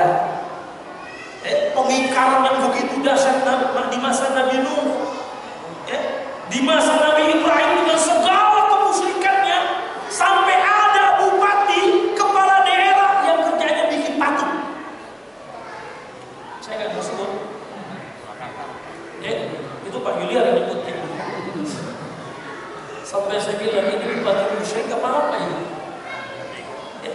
Apa coba kalau dia benar muslim? Yang ada dia banyakin itu masjid, yang ada dia banyakin zawiyah, pondokan pesantren, ya kan? Begitu. Kalau begitu sih bukan mengundang rahmat Allah, jangan-jangan mengundang azab Allah itu di masa-masa yang akan datang. Waliyahzubillah, kita beriman kepada Allah dari hari ini. Saya yakin mungkin sudah selesai kajian pemimpin dalam perang saya kemarin Ustaz Khalid Maulana, jadi saya akan terusin lagi. Tapi begitu. Sekarang kita zamannya begitu. Kita hidup di satu zaman era di mana fitnahnya itu, kejahilan itu lebih dahsyat daripada nabi-nabi terdahulu. Antum bisa bayangkan, memang ada, dulu ada kasus perzinahan sebelum Rasulullah diangkat. Model perkawinan orang Arab di masa itu macam-macam.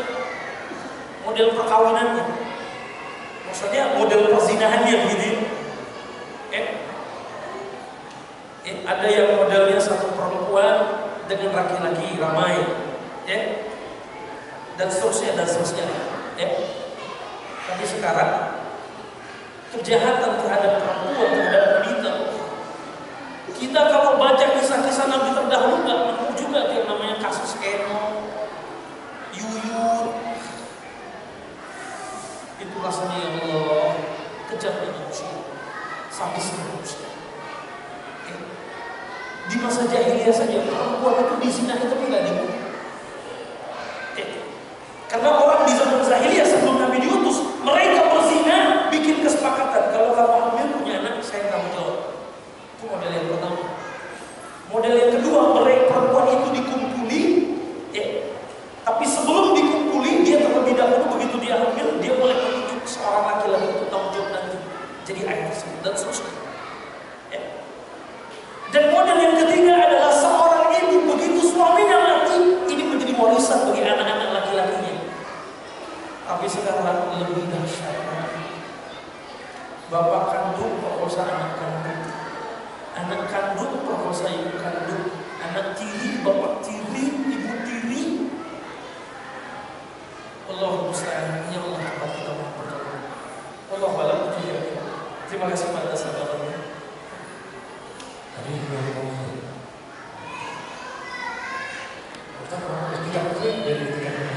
Saya kayaknya ke masjid depan rumah karena istri saya kurang sehat, jadi biar kalau ada perempuan biar bisa. Dan besok juga saya nggak jadi di sini. Iya, kami juga kami biasa. Itu sampai jam berapa? Setengah 11. Bagus, maka kalau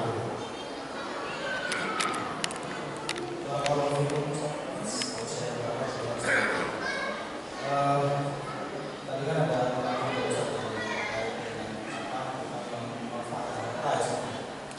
pakailah secukupnya, kemudian sedekah sebanyak-banyaknya. Itu alhamdulillah sebelumnya saya sudah kalimat serupa dengan saya sebelumnya. Yang akan adalah terkait dengan secukupnya itu apakah secara syar'inya sendiri apakah ada kaitannya? Kan memang cukup juga bagi manusia kan relatif. Ada yang cukupnya itu mungkin ya cukup kalau rumahnya itu ya kita beras, minyak ini. Apakah ada secara kaitannya seperti apa? Terus yang kedua, kalau masalah mungkin juga kita itu disuruh menunjukkan rasa syukur kita dengan menampakkan kenikmatan yang kita dapatkan. Itu batasannya seperti apa?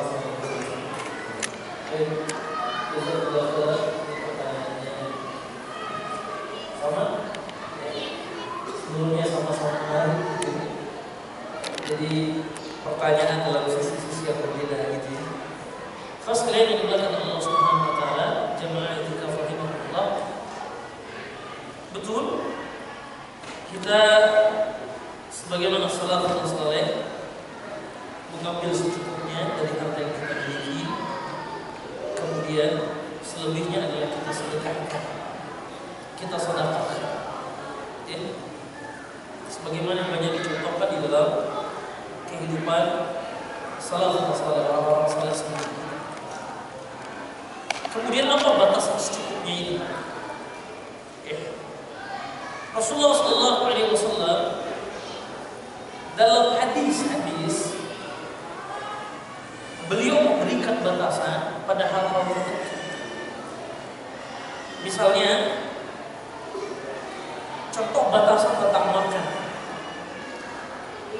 Kata Nabi SAW, cukuplah beberapa suap bagi seorang manusia. Beberapa suap yang ketika itu sudah mampu menegakkan tulang punggungnya, cukup. Tinggal masalahnya, standar kita itu seberapa kan begitu ya. Makanya kadar kecukupan ini ya, saya meyakini bahwa setiap orang itu berbeda, tidak sama. Kemudian hadis Nabi SAW yang lain, ini kalau dalam contoh makanan ini, Nabi SAW bersabda, wadah yang paling buruk bagi manusia itu perut, ya kan? Maka kemudian di akhir hadis Nabi SAW bersabda, maka cukuplah bagi manusia itu perutnya dibagi tiga. Fathuluthun lil-ta'am, wa thuluthun lisyarab, wa thuluthun lin-nafas. Sepertiga buat makanan, sepertiga buat minuman, sepertiga buat nafas. Cuma persoalannya sepertiga orang beda-beda. Kalau ada 2 orang syekh dari Arab datang ke Indonesia, itu kambing muda 1 ekor selesai. Mereka hanya berdua, orang Indonesia cuma 1 atau 2. Ya. Mereka pakai kambing. Orang Indonesia cuma nyobain dujaj. Ayam cuma habis 1 ekor, 2 orang. Tapi syekh dari Timur Tengah, lam, ya, begitu kan? Domba satu ekor bisa hanya untuk 2 atau 3 orang, tapi nggak pakai nasi. Kalau orang Indonesia, kambingnya, dombanya setengah ekor, nasinya mandi, biryani, kebuli, setengah porsi yang makan 10 orang kagak habis. Pulang masih sempat bungkus. Mana makannya di Al Jazeera, Abu Nawas, Laraseta. Saya sering diundang misalnya ke restoran Arab itu. Oke, saya sering bilang sama jamaah, saya 10 kali lebih mampir ke Abu Nawas, 10 kalinya lebih kurang duit saya nggak pernah keluar. Ustaz, datang ya, diundang. Selesai isi tausiah makan nasi mandi, biryani, kabsha, gitu ya. Tapi yang namanya orang Indonesia baru makan daging berapa potong. Tapi orang Arab setengah ekor, 1 ekor. Kita jangan bilang dia berlebih-lebihan, karena apa? Kecukupannya tidak. Coba aja coba intikaf nih, ya. Mohon maaf, misalnya nggak pakai prasmanan. Pak Ilya pesan nasi bungkus padang 400 bungkus. Itu ada jamaah bilang, ini nggak cukup kalau 1 bungkus. Saya 2 bungkus. Kenapa? Karena ini baru 1/3 ini. Ya. Begitu kan? Begitu ya? Ini hadirin yang digelar oleh Allah Subhanahu wa Ta'ala. Makanya mencukupkan standar kita dengan orang lain juga sama. Ya. Begitu kan? Yang bisa mengukur kecukupan itu adalah diri kita. Dan juga standar kelayakan yang ada di tengah-tengah masyarakat kita. Gitu kan? Termasuk berpakaian. Saya tanya, antum kalau baca sirahnya Umar bin Khattab radhiyallahu anhu, Umar itu punya pakaian seminggu cuma berapa helai? Karena Umar takut kebanyakan pakaian nggak dipakai nanti ditanyain di yaumil hisab. Sekarang pakaian kita berapa lemari kokonya? Koko 30 setel, Allahu Akbar. Yang dipakai itu aja. Bapak kalau menyadari hari akhirat, ingat yang sisanya itu nanti ditagih di yaumil akhir. Gitu kan? Nah, adakah dia hubungannya dengan tahadus bin nikmat? Ada. Ini tidak kontra. Jadi apa yang sudah disampaikan oleh sahabat, oleh salafus saleh, itu sama sekali tidak bertentangan dengan tahadus bin nikmat. Ketika Allah memberikan kita nikmat yang lebih, lalu kita tunjukkan, nggak ada masalah. Saya dapat rezeki, saya beli dong baju koko yang bagus, nggak masalah kan? Saya beli yang bagus, yang agak sedikit mahal, tapi masih dalam standar apa namanya di masyarakat kita tuh masih wajar, gitu kan? Di salah satu provinsi di Sumatera itu ada seorang pengusaha kaya, umurnya sudah 70 tahun. Mohon maaf ya, terutama ibu-ibu, saya mohon maaf betul. Karena mau nggak mau saya harus cerita, beliau ini punya beberapa istri. Dan setiap istri itu masing-masing dikasih bisnisnya. Istri yang satu dikasih bisnis universitas, kamu kelola ya. Yang ini bisnis properti. Jadi dia buat usaha di satu provinsi. Karena dia punya universitas, yang hebatnya universitasnya itu dikenal di provinsi itu, dan hebatnya lagi punya fakultas kedokteran dan punya rumah sakit. Hebat kan? Hebat. Universitas kalau punya rumah sakit, punya fakultas kedokteran, nah itu udah. Karena nggak gampang bikin rumah sakitnya besar, apalagi buat dokter pada praktek kan. Satu ketika dosen-dosennya tuntut. Ini cerita ke seorang teman saya yang pernah ditugaskan jadi TOT, trainer of trainer buat para dokter dan juga para medis. Jadi kebetulan saya punya sahabat ini pakar MRI. Jadi Jadi alat proses yang paling canggih itu MRI itu ya. Nah, waktu masuk awal-awal ke Indonesia dia ini trainernya. Sehingga rumah sakit yang memesan MRI, nah, dia ini yang ngasih tahu ke dokter, ke para medis dan seterusnya. Dia datang ke kampus sini, diundang makan malam sama pengusaha itu. Dia bilang, Mas Fulan, kata dia, saya ini bingung sama dosen-dosen saya. Kenapa? Beberapa itu dari yang protes sama saya, Pak, beli apa dong Pak? Kita malu. Masa dosen-dosen pakai Innova? Yang punya rumah sakit, yang punya universitas masih pakai Innova.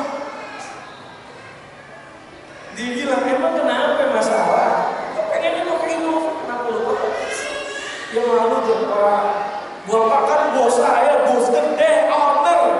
Lah kita dosennya ini pakai Innova gitu kan maksudnya. Biar maksudnya agak ini dikit. Akhirnya apa? Saya beli Alphard cuma supaya buat itu aja, supaya dosen-dosen ngerasa agak lihat bos gua pakai Alphard. Ya, walaupun dia belum tentu pakai. Ya mungkin buat pakai istrinya, anak dan seterusnya. Kenapa? Karena boleh jadi buat dia udah sudah cukup dengan yang ada, dan itu sudah layak, begitu ya. Nah ini mobil ini digunakan Allah Subhanahu Wa Taala. Jadi kita harus sebenarnya. Makanya kita lihat beberapa salafus saleh kan juga ada pakai pakaian yang bagus, yang mungkin kalau dihargakan itu agak sedikit ekspensif ya, agak mahal. Tapi itu bukan jadi kebiasaan.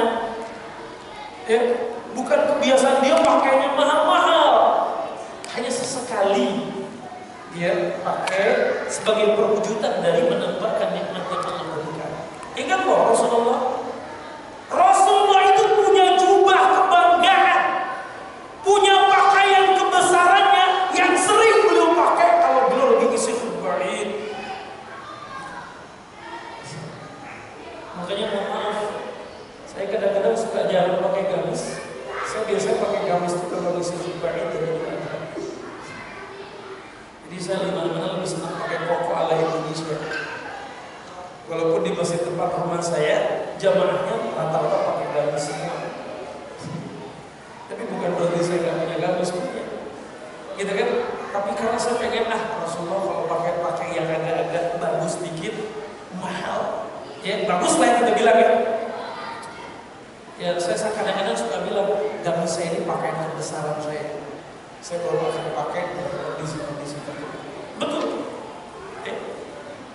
Seperti itu. Walaupun yang sudah usang-usang sering sampai pakai buat ke mesin ya. Kalau yang baru biasanya buat khutbah gitu. Gitu ya Pak ya. Jadi tahdus bin nikmat itu tidak ada masalah. Tapi tentu bukan menjadi hal yang sifatnya keseharian sudah. Hanya sesekali dalam hidup menampakkan. Bahkan saya pernah baca Imam Abu Hanifah itu pernah pakai gamis yang harganya itu sampai lebih dari 100 dinar. Dinar itu kebayangkan berapa dirham ya? Berarti nggak mahal. Lah kita kalau lagi umroh aja ke Hilton, kita cari yang agak-agak mahal dikit kan biasanya 120 real, ya kan? 150 real, 200 real, itu aja udah lumayan. Dulu gamis 200 real, kali 3.000, 600 real tuh nih. Koko gocap 75 buatan Tasik ya kan? Ayah ini lebih irit kan gitu. Tapi boleh dong sekali-sekali beli gamis yang mahal, boleh. Kita pakai di acara-acara tertentu. Anggap aja dipakai kebesaran. Memang kebesaran kegedean gitu. Saya nggak perlu dikecilin ukurannya. Allah Taala besar. Mohon maaf atas segala kekurangan. Satu lagi mungkin dari Ahmad, kalau saat ini ada yang bertanya, ibu-ibu, ada yang mau ditanyakan, dia minta waktunya tutup jam 10.30. Ya, satu lagi pembunuhnya. Ibu tidak ada? Atau ada catatan kertas yang perlu disampaikan?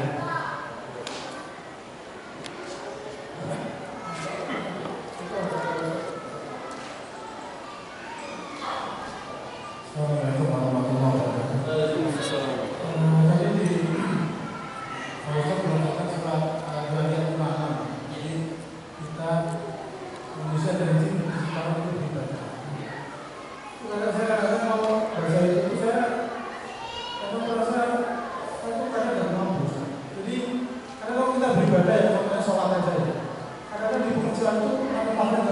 saya ini Ustaz.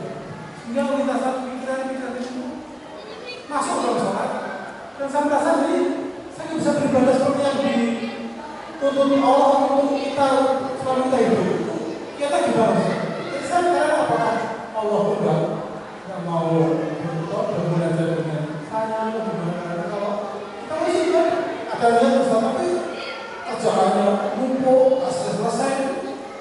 Sholat masuk apa jadinya kita sebut nilainya berapa ini? Biasa karena yang terus. Saya terima kasih atas pertanyaan. Iya, jadi disinilah pentingnya kita untuk senantiasa melakukan tazkiyatun nufus, membersihkan jiwa. Karena memang ketika kita berinteraksi dengan dunia, dengan berbagai macam pekerjaan kita, ya, itu kan menimbulkan pengaruh-pengaruh di dalam hati kita, ya, yang kadang-kala sebagian sulit untuk dihilangkan, sehingga kita membutuhkan waktu-waktu khusus di saat kita bermunajat kepada Allah Subhanahu wa Ta'ala. Misalnya kita sholat di malam hari tahajud, itu kan di waktu manusia dalam keadaan istirahat, ya, kita dekatkan diri kita kepada Allah. Oh, tapi Ustaz masih masuk, dunianya masih kuat. Kita terus, ya. Artinya kita bermujahadah pelan-pelan, sambil kita iringi dengan istighfar, permohonan kepada Allah. Karena di saat kita menghadap kepadanya, masih saja ada pengaruh-pengaruh dunia di dalam jiwa kita. Ya kan? Karena saya katakan sholat khusyuk itu tidak mudah. Ya, nggak mudah. Ya kan? Kalau ulama kan menjelaskan pakem-pakemnya apa sholat khusyuk itu, diantaranya adalah istihdar qalbi, hati kita hadir dalam menghadap Allah. Allah Akbar. Kita sedang meyakini, memahami hadir bahwa kita sedang menghadap Rabbul Alamin, Tuhan semesta. Itu kan salah satu kiat yang biasa disampaikan oleh para ulama kalau mau sholat khusyuk, istihdar qalbi, hatinya hadir. Jadi hatinya nggak kemana-mana, lagi sholat ke mall enggak, hadir deh dalam sholatnya itu. Allah Akbar. Dia meyakini dia sedang menghadap Rabb yang Maha Sempurna. Yang kedua, tafahum li ma'na al-kalam, dia memahami apa yang dibaca ayat. Makanya saya sarankan kaum muslimin itu kalau baca di salat itu ngerti, difahami. Alhamdulillahi rabbil alamin. Segala puji bagi Allah Subhanahu Ar-Rahmanir Rahim, gitu kan? Yang Maha Pengasih lagi Maha Penyayang. Difahami. Nah itu di antara kiat-kiat yang disampaikan oleh para ulama. Nah kemudian bahwa terkadang ada godaan-godaan yang masuk pada saat kita sholat, ya memang syaitan itu kan kerjanya begitu, ya kan? Dia mencoba untuk mengganggu kita, menggoda kita di saat kita ibadah kepada Allah. Nah ketika kita dalam sholat kita diganggu dan seperti itu yang kita rasakan, makanya setelah sholat, ya, setelah selesai sholat, kita iringi dengan permohonan ampun kepada Allah. Makanya ada yang disebut dengan al-azkar ba'da salatul mafruḍah, gitu kan? Zikir-zikir setelah salat fardu. Astagfirullahaladzim, ya kan? Artinya kalau kita mohon ampun kepada Allah, ya Allah, begitu dahsyatnya, begitu kuatnya pengaruh syaitan. Dan bahkan ada kalanya kita bisa khusyuk, gitu kan? Ada, betul, full. Saya ingat Bapak Ibu, waktu saya masih sekolah menengah, saya baca tafsir Al-Azhar, yang pernah saya sampaikan waktu ini. Saya waktu sekolah menengah sudah baca buku tafsir Al-Azhar yang Buya Hamka. Saya lupa di juz keberapa, ya, karena sudah ngerasa pernah baca, kadang-kadang gak dimurajaah lagi gitu. Itu di salah satu juz keberapa Buya Hamka itu cerita. Dan ceritanya itu kalau kita pakai bahasa sekarang, tagline-nya sholat subuh yang paling berkesan dalam hidup beliau. Bahkan kalau bahasanya sholat subuh paling berkesan, sholat subuh paling khusyuk dalam hidupnya. Ini ceritanya Buya Hamka. Jadi tahun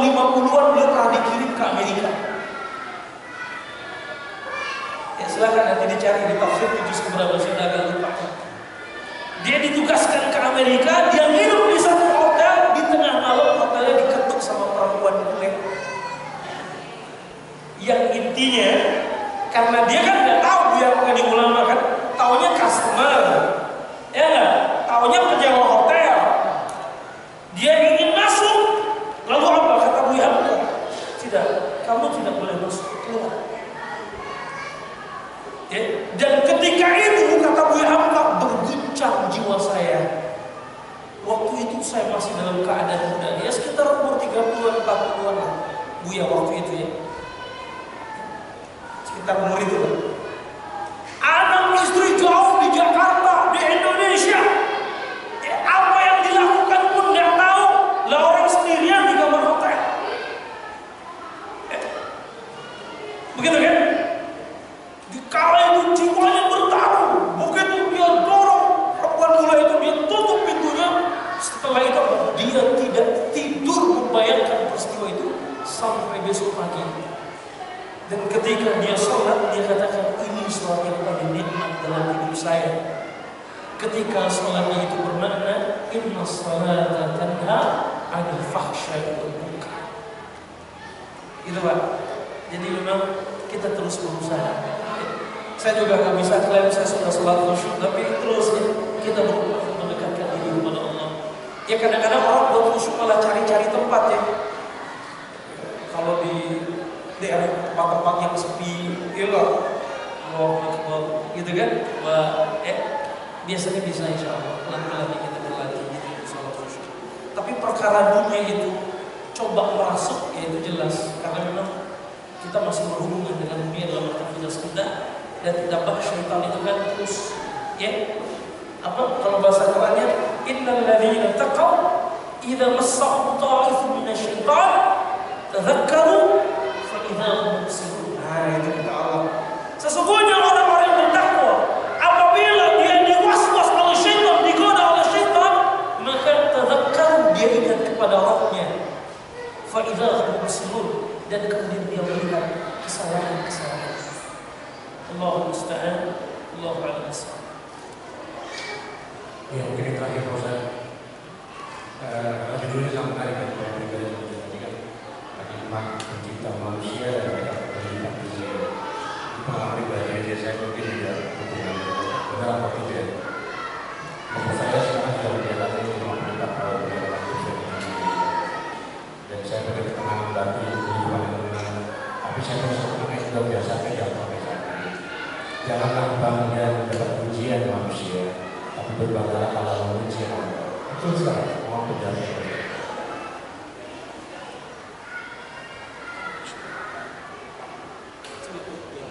Oh gitu. Iya. Jadi memang demikian. Bahkan dalam sebuah hadis Rasulullah SAW telah menjelaskan apabila ada seorang yang memujimu, jadi memujimu, maka lemparlah ia dengan pasir. Kenapa? Karena pujian itu kadang membuat seseorang menjadi ghurur. Ghurur. Apa itu ghurur? Terperdaya. Orang Indonesia bilang GR. Kalau sudah ghurur, seseorang nanti kalau kata orang Betawi bisa mangkat. Dia bisa sombong, dia bisa melagu, dan dia bisa macam-macam. Dan setiap orang ghururnya masing-masing. Gururnya ulama dari ilmunya. Makanya salah satu penyakit ilmu kata Nabi SAW, afatul ilm al-khilaf. Penyakit ilmu itu sombong. Ada orang yang gurur dengan pakaiannya, baru bisa pakai peci putih, pakai sorban, pakai gamis. Oh, rasanya sudah jadi seorang pria ahli surga. Lah, belum. Orang terperdaya yang maaf nih, apalagi orang Indonesia. Orang Indonesia dari dulu saya sudah punya kesimpulan. Dari dulu kesimpulan saya tentang orang negeri saya sendiri, tentang diri saya dan orang Indonesia. Orang Indonesia itu suka pada hal yang sifatnya simbolis. Dan ini yang kadang memperdayakan. Sehingga ada orang tampilan ustaz, ternyata dia penjahat pun ikut. Gampang orang Indonesia ditipunya itu. Ya, makanya ada istilah muklis kan, muka ustaz kelakuan iblis. Pecinya putih, kokonya putih, rapi, bagus, sarungnya mantap. Begitu dia keluar, sandal belum pasang hilang, asmara hilang. Jadi, dan uniknya, lucunya, konyolnya, pemimpin-pemimpin di Indonesia suka dengan yang simbol-simbol itu. Dan mereka pasang topeng dengan simbol-simbol mereka. Sehingga orang menyangka dia baik, dia bagus, suka ke masjid. Padahal semua itu adalah merupakan pencitraan, kebobrokan yang kelak mereka gunakan untuk menghantam umat Islam itu sendiri. Kita sudah punya masa lalu yang kelam, ya. 32 tahun kita pernah dipimpin rezim militer yang ceramah, lagi ceramah ada intel di situ nantep ya. Odi orang yang ternyata si ceramah di mata-matain, gak enak betul begitu. Sampai sepatu las masuk ke masjid, sepatu las masuk ke musola, padahal dana buat beli lasnya, buat beli senapannya, uniformnya itu pakai pajak rakyat-rakyat kecil yang notabene adalah muslim. Dan kita sudah tahu dari dulu umat Islam cuma kebagian dorong mobil. Begitu mobilnya dorongnya jalan, dadah. Jadi itu ya, jadi kita berdaya. Atas masukannya. Informasi saja kita sebelum jamaah. Kajiannya sudah berjalan, sudah kita rekam.